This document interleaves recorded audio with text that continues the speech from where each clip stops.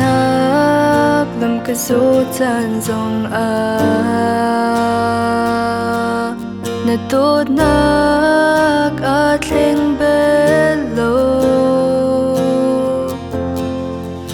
tot lak lo ngai thiam tlak lo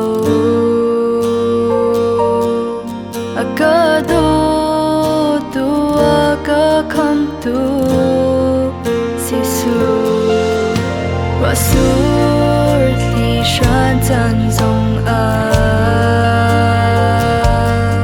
ke him na ka dur nak lung pi ngasi ni bang in na tot nak na tlante tu khal ba in na ka ven pe zai ha in loi ning na tot nak na that nak na fa ka chung na vel ngei na ni fa tin in nang kan hair boy ba na tu nak ba nang ka shwa a rose are make na ning no ter tu boy tur no make na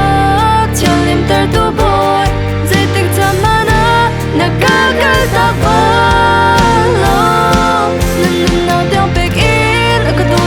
Giêsu, Emmanuel Pathian, Dawtnak in Khat mi Pathian, na don em lung tia, dùng ra lên cao lại, na ngam te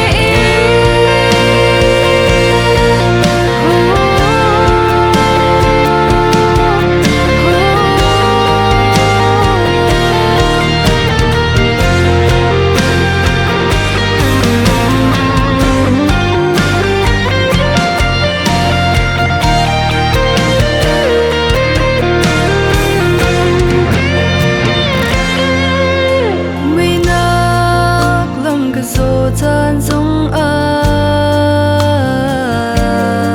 na tot nak a thleng belo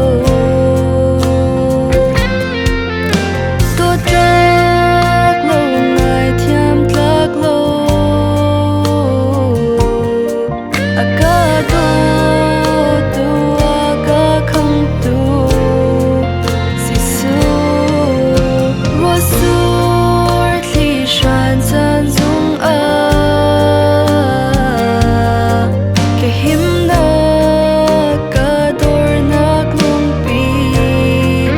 ni si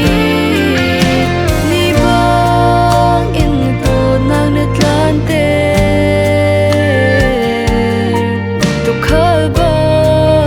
in na ka ven pe zai ha Dawtnak na fa ka chung